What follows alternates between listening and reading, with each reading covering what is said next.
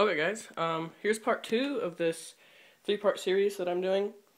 So if you watch the first part, obviously you can see that the basic ground cover scenery is done. I showed you how to do that. But the next part, part 2 of the series, is going to be how to do structural scenery, like hills or something. So that's what I'm going to do right over here. I'm going to do a little hill here and kind of like cut it off here, so acting like this is the outside of the layout. So there'll just be a jagged edge here and then a hill coming down. So I'll show you how to do that in this this part, and then third part, as you may have seen, will be how to do the river scene, which is over on the layout. I'll show you how I do some hills. There are multiple ways to do it. I'm going to show you one simple way to get a nice contour look. And then I'll also mention the normal or like original way to do it. So let's get started. Okay guys, so we're outside again. Really quick, I'll go through materials that you'll need to do this. So the method I use, well, first let me tell you what like the normal method is, which I use this in some places too, is you just cut layers of foam and then you stack them kind of like pyramid style, and then when you get the shape you want, you file it down. So that would be like you line this up here and then you cut another section and keep building it up. So that's pretty simple. I mean, self-explanatory. You just cut layers and then put them together. And I'm just going to show you another method that I use that works in areas just for looks. But I do think if you're trying to build something that has to do with like track infrastructure, like you want a track to be raised up, then you would want to use that method. But I'm going to show you a different way to do it.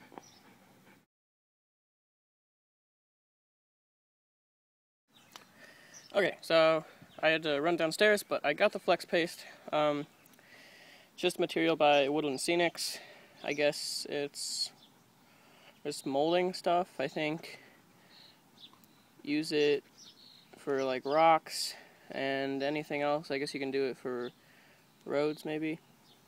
I don't know, it's just material used for everything. So this is what I use, flex paste, and I'll show you why you need it.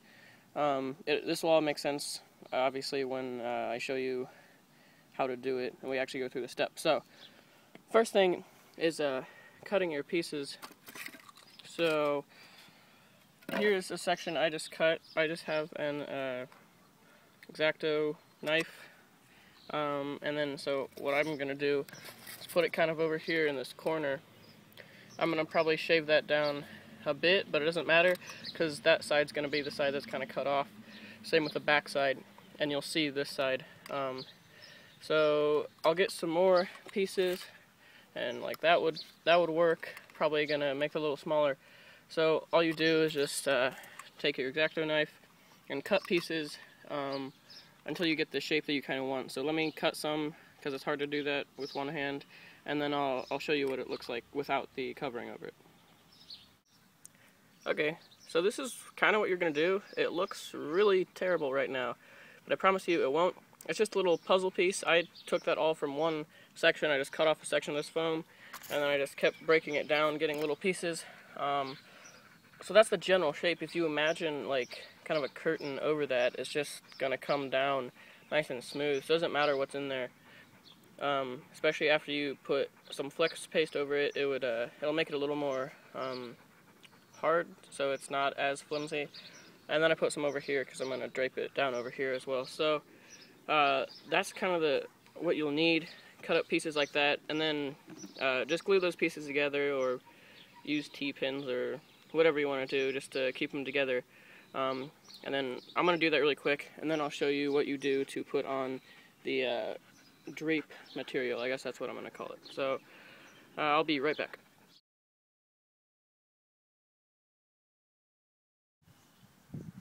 Okay, so I got glue on there. Oh, whoops. So I glued everything down. It's not dry yet, but that's okay. It's just it'll be fine because it's going to be covered up. Now I cut the section that I need. So if this will focus there.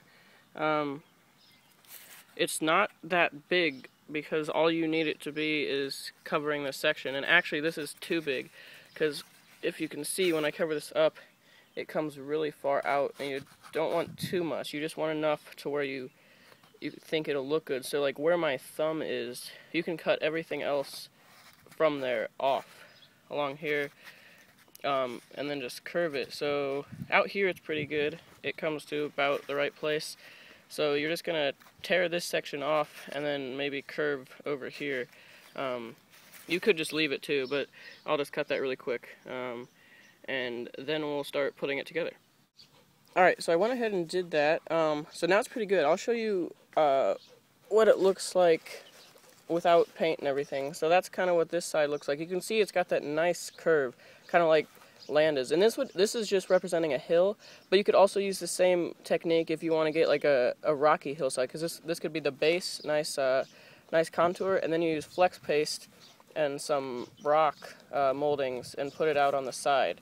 So I'm trying to keep this from blowing away, but if it'll stay there, let me grab some pins really quick, and then we'll start putting this together. So we'll bring these over here. They're just little needle things. So you're gonna set it up here, trying to get it squared off in the corner, and then so there's our first pin. We're just gonna pin that down there. So now we can step away from it, won't blow away. You can also control like how steep the hill is depending on where you put your pin. So I'm gonna put one there that looks like a nice kind of steep-ish hill, but so there, that's down. Then keep moving along here. Can't get the pins out.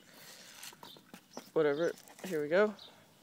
The next one, I'm gonna say there. See, now that's solid. That's not moving anywhere. And then another one back here. Sorry for the camera work. I'm trying to keep things from blowing away and trying to grab things at the same time. Alright, and then put one there and a final one right there on the corner.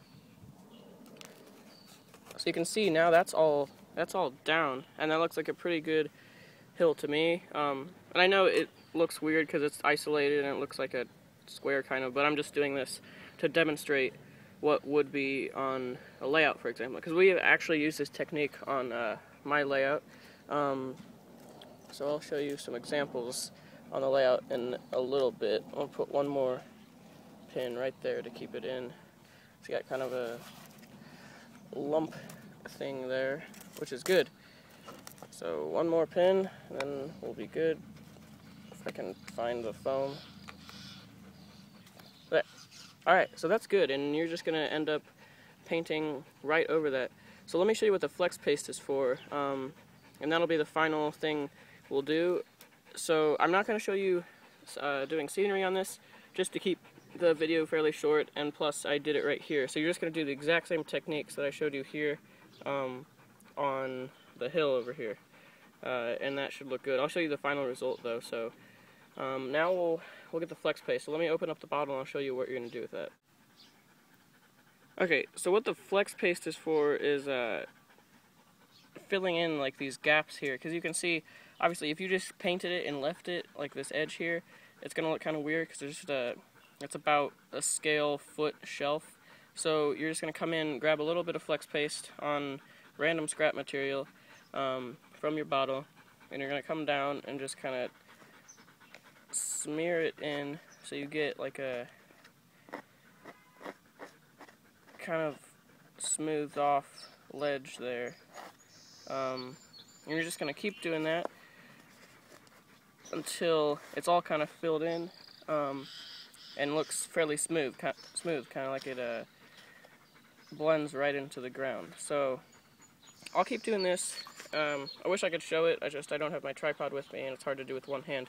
So continue doing that, just bringing it up so it's kind of a smooth angle here, and then you're going to, you'll paint after that. So that's the last step of actually building this hill. Okay, so here it is after I've done the flex paste.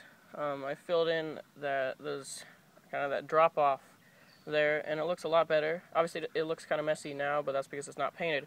But once you paint it, it will look very nice, and you won't be able to tell that there was ever a kind of a ledge there. So that's it for building it. I'm going to finish this, paint and scenic it, and then I'll come back and just show you what it looks like, and then that'll be it for part 2. It was pretty quick, but hopefully this helps, and if you have any questions or want to see another method, please tell me. But I'll be back in just a little bit. Let me finish this, and I'll show you what it looks like. Okay guys, so here it is. It really took me not that long, probably half an hour to do all this. So I showed you how to do the hill, completed that, you got all the foam under there, and then draped it over with some foam sheet or something to cover it, and then used the flex paste to fill in the edges. And then I went ahead and just for fun put in track there, and then scenic to this, it's still gluing, so it looks a little whiter than the other stuff. But if I put this engine on here, it looks pretty cool. Just a little scene here. So this is what you can do just using the scenery technique, like the regular ground cover that I showed in the first video, and then I showed you how to do structural scenery like the hill there. So hopefully this helps if you had any questions about it, or if you have any questions now. Are you still wondering, like, is there another technique I could use? Like, what exactly did you use? If you need questions about materials or anything, please tell me. But other than that, thanks for watching, and look for part 3 of this three video series.